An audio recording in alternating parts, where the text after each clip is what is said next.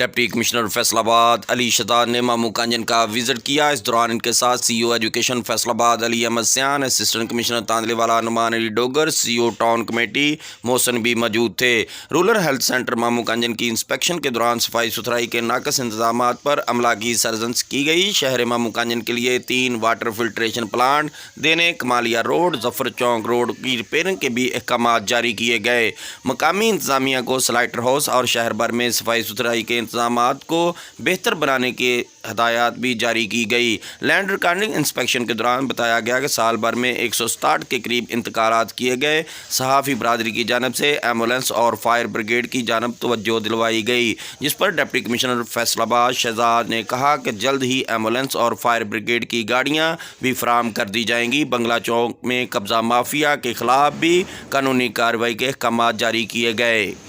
تازہ ترین اپلوڈز کی نوٹیفیکیشن حاصل کرنے کے لیے ہمارے چینل کو سبسکرائب کریں اور ساتھ میں دیے گئے گھنٹی کے نشان کو دبانا نہ بھولیں۔